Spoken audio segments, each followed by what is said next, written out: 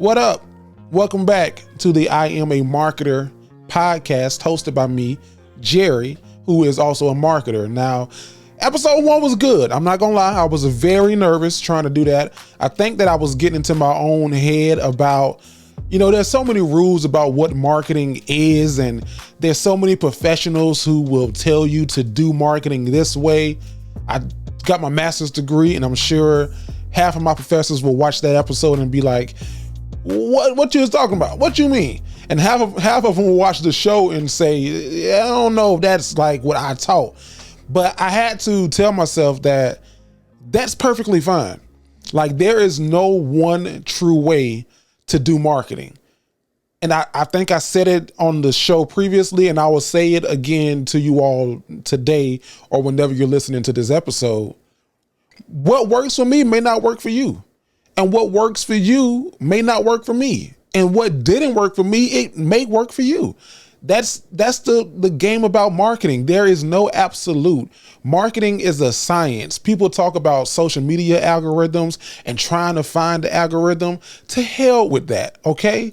Yeah, there's some proof behind that pudding, right? That it actually works. But for the most part, it's a science. And once you get your rhythm, you got your rhythm. Once a person goes viral on social media and they get this massive amount of followers and they don't know what to do, post, be organic, be authentic, post. There's no science to this. There's no rhyme or reason as to why something goes viral while one thing works over the other. I know we will tell you as marketers that there is a science, and if you do it this way or that way, it's likely to work. We'll use those kind of words such as likely. So I know I was in my head last week when I did my first episode, but this week I'm back. I'm very comfortable, more comfortable, because I've been doing videos in between. So if you haven't followed me on TikTok or social media, on TikTok, you can follow me at im.amarketer. It's im.amarketer on TikTok. And on Instagram, you can follow me at noted_Jax. That's noted, NOTED_Jax on Instagram. I've been putting up a lot of more content. And on LinkedIn, connect with me on LinkedIn if you would like to connect with me on LinkedIn. First name, last name, Jerail Fennell. I've been putting up more content and I've been helping myself get comfortable talking about marketing. I've been having friends submit questions to me about what they want to know for their business.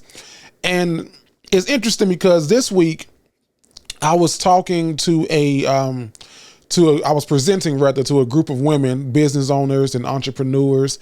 And I was originally supposed to be talking about podcasting and how we all have a voice and how podcasting can help with your business goals or your organizational goals. And I'll do an episode about that, I'm certain, on this show. But it was interesting because that conversation quickly turned from being a podcast-driven conversation to one of just straight marketing questions, general marketing questions.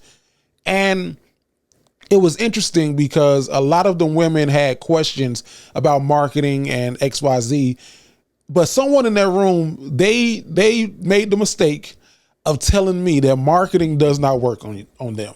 They said marketing does not work on me. And I said, if you think that marketing doesn't work on you, you are flying, and ma'am, you sitting down. like marketing works. It works on people. It may not get you the first time. It may not get you the second time, but it works. And that then led me to a conversation that I had in undergrad where we talked about, is it unethical for marketers to target folks the way that we do and as consistently as we do? Marketing is everywhere. You can't hide from it. You can't run away from it. Marketing is everywhere. It's every single place. And it is necessary, right? You don't know that you need something or want something until it's marketed towards you, right? And then I love a good cross promotion of marketing. If you eat Arby's and you like the movie Good Burger, there's a sequel to Good Burger coming out.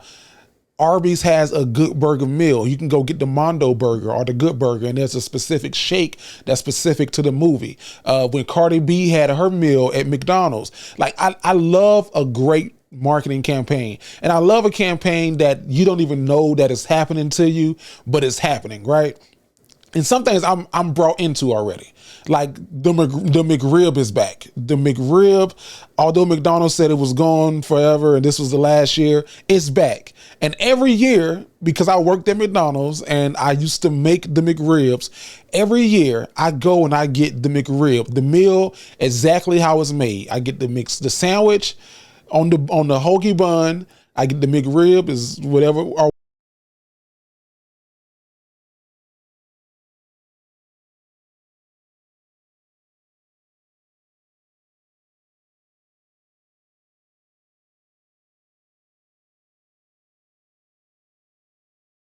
the McRib is back, right? So marketing is literally in everything and everywhere.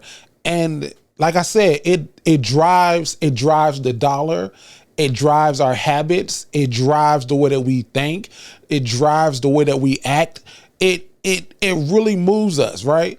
The shirt that I have on, or that you have on, the car that you're in, the water that you're drinking, or the coffee that you're drinking, the television show that you're watching right now, is all marketed towards you, whether you think it is or not. So when the young lady told me that marketing doesn't work on her, I said, ma'am, I guarantee you right now it's working. I was sipping a coffee from Dunkin' Donuts, and when she said that, I purposely turned the cup towards her so the D would show. The Dunkin' would show the D. And I kid you not. I purposely asked at the end of that meeting. I said, so what are y'all about to do? What are we on? What we finna get into? Anybody finna go do anything or got plans for that Saturday? And this lady said, well, I think I'm gonna go get some coffee. I didn't mention my Dunkin' Donuts cup to her. I didn't say the word Dunkin'. I just turned the logo and started purposefully sipping my coffee cup in the screen that I was on, because I wanted her to see me drinking coffee and then, oh, I need coffee. I want some coffee. Marketing is literally everywhere. And why is marketing everywhere? Because it used to be this saying that, it takes someone, 4 times to see something before they react, and then that 4 turned into 7. And I will even argue now that 7 is at least 14. It takes someone 14 times to see something before they act on it. And that's when you have all that different kind of marketing, such as you'll see a billboard, then a TV ad. If you are in the region that I'm in Florida, Morgan & Morgan does a great job of advertising and marketing. If I'm watching daytime TV, I'm getting targeted. If I'm on social media, I'm getting targeted. If I'm driving down the street, I'm getting targeted. If I'm listening to the radio, Morgan & Morgan has an advertisement. I am getting targeted by Morgan & Morgan.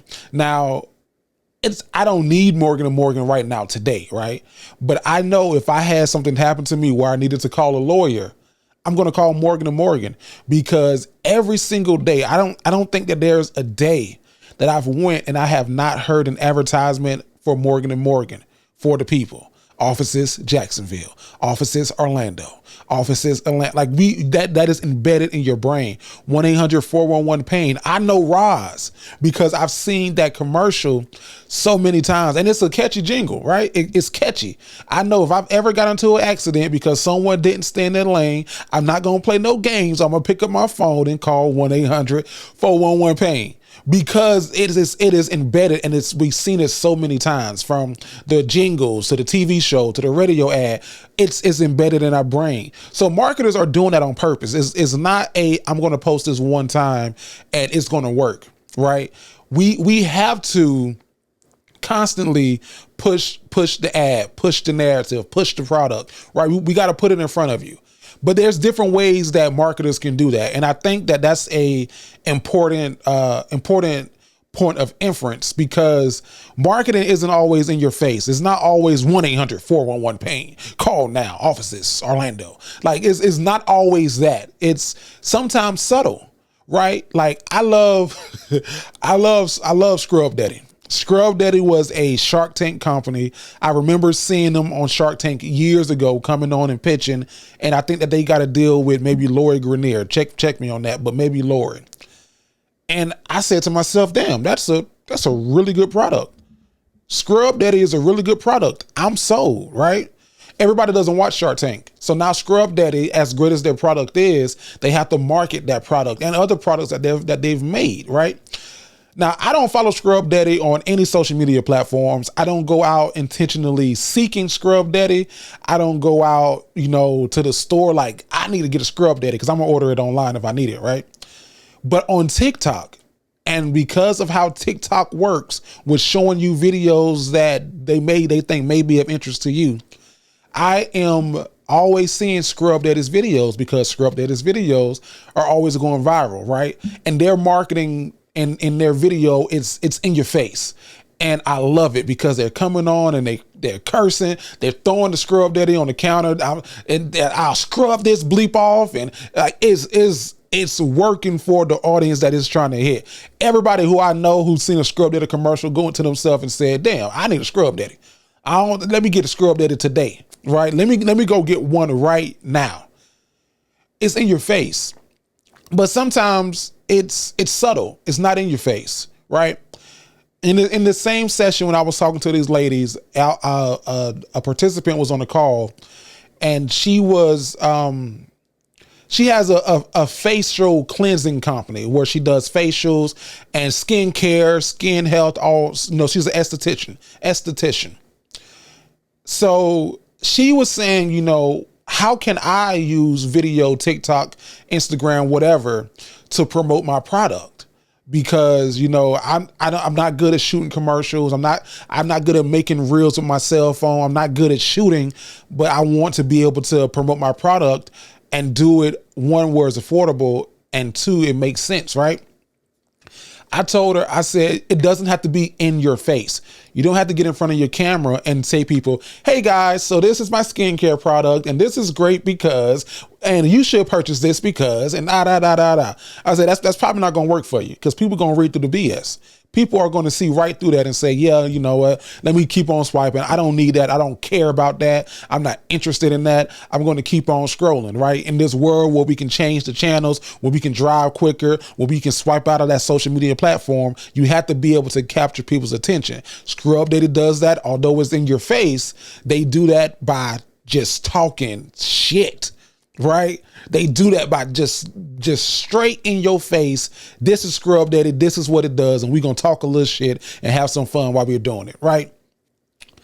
But I told the young lady, I said, your product doesn't necessarily need to be in their face. My suggestion to you, if you're a storyteller, or even if you're not, if you're a mom, if you're a wife, if you go to work, get on TikTok and do your facial routine. Do your facial routine. Don't talk about your products. Don't hold them up in the camera like this so people can see it. Get on TikTok, do your facial routine, do your face, and tell a story.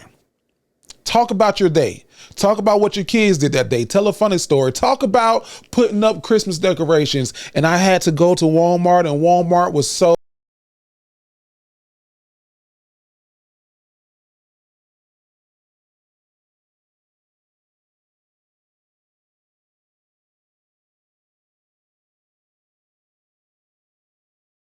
told her, I said, I can guarantee you, your skin is going to be popping, right? Because you know what you're doing face wise. You know what you got. People are going to tune in for the story, but stay for the product because they're going to ask, girl, what's your skincare routine? Drop the skincare routine. And that is when you lead them to your TikTok shop, or you lead them to your store, or you lead them to your link where they can then purchase your products. Sometimes it's show and not tell, right? Sometimes it's show and not tell. Do it in front of them, but don't make the video or the content be about the product. Make it be about something completely different. And that's subtle marketing. I think that works a lot for a lot of people. You see people do it all the time. And I know some people are probably listening like, damn, I never even noticed that that's what was going on. Yet everything is marketing. I told the young lady who was on the call, who said that she's not being marketed to and marketing doesn't get her, that everything is marketing. I asked her, I said, are you on Instagram? Instagram, every third or fourth post on Instagram when you're swiping on the page is a sponsored advertisement. That's marketing. Okay? People are paying for that real estate to target you. And for some reason, somehow, something you clicked on alerted them that this is something that you may be interested in. If you're watching television and you're watching commercials, that is marketing, right? On Facebook, I don't know if your Facebook is like this, but my Facebook is filled with advertisements, filled with suggested posts, filled with just stuff that I probably don't even care about, but I'm being targeted. Is it unethical? I don't think so. Because marketers push and promote things that then triggers a reaction, right? Now you want it. Now you need it. Now I'm hungry. Now I'm thirsty. I'm drinking this water and I purposely didn't take the label off. And it's a distilled water from Publix. But me drinking this water, unbeknownst to the listener or the viewer, is me marketing water, a product of water. You may not go and buy this exact brand of water, but you may say, oh, I am now thirsty. Let me go get some water. The cameras behind me on my bookshelf, the on-air sign, everything is marketing. Everything is marketing. It's not even on purpose. This is all subtle, right? And one thing that I told the young lady on the call, and this is my favorite thing to do, because I love when I can break something down like a fraction, right? She told me that she's not marketed to. And I asked her, I said, what do you do during the day? Like, what's your favorite daytime thing? She said, I work from home and I watch daytime television. I told her, I said, okay, you watch the Jerail show? She said, yes. I said, okay, cool. I am about to ruin the Jerail show for you. I love Jerail Shepherd. I love her television show. Daytime television, most of it, right, is nothing but advertising and marketing. That's it. Daytime television is nothing but advertising and marketing. I am about to ruin the Jerail Shepherd show for you. You're going to still watch it, but I'm about to ruin it. Jerail Shepherd comes out. Her show is an hour runtime. She comes out. She sits in her chair. She sits down. She says, hey to John. And then she gets into her hot topics. Her hot topics is usually celebrity news, things that's happened to her, things that's happening in the world, right? That's nothing but PR and press. For the celebrities, if she's talking about Taylor Swift at the Kansas City Chiefs game, that's PR for Taylor Swift. Congratulations. PR is what you pray for. Advertising is what you pay for. If she's talking about Beyonce's tour, PR for Beyonce, congratulations. PR is what you pray for. Advertising is what you pay for, right? Sherry does that for about 15 minutes. If you were a fan of Wendy Williams, she did it for about 20, right? Sherry then goes to commercial. When Sherry comes back from commercial, she's sitting in the same chair and she's bringing out a guest. That guest is coming out and she's doing an interview with that guest. Typically, that guest is promoting a movie, a book, a product, a service. It's a celebrity 9 times out of 10, and they're promoting something that is marketing, advertising, right?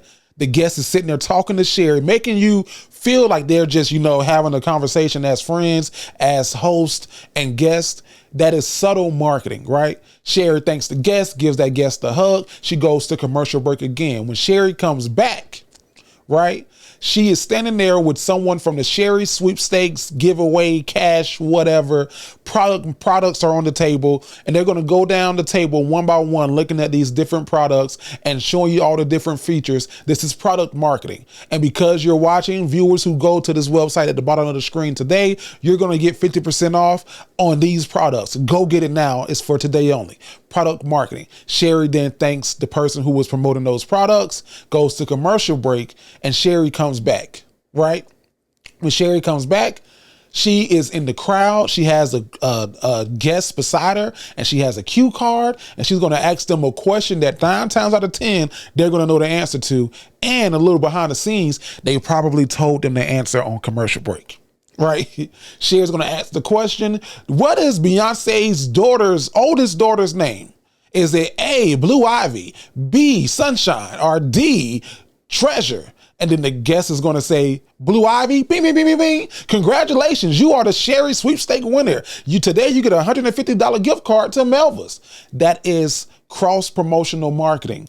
Melva pays Sherry to give away a gift card to say their name on the show, right? Sherry says, thank you so much for coming to the show. They then go to commercial. Sherry comes back.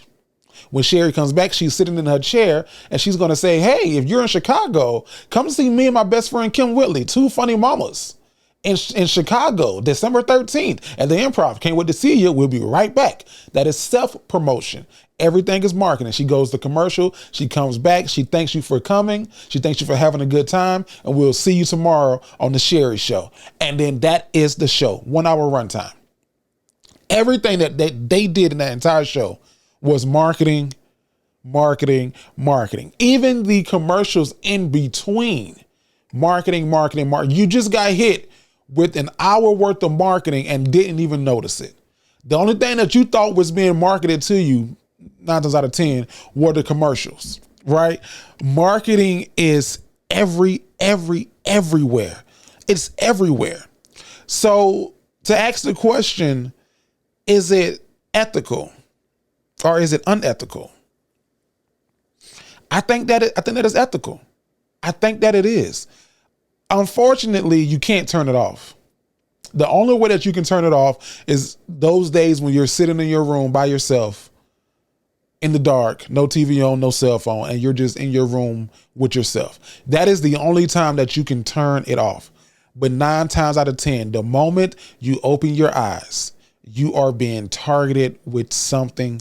You are in someone's funnel at any given point. You are in multiple funnels at any given point.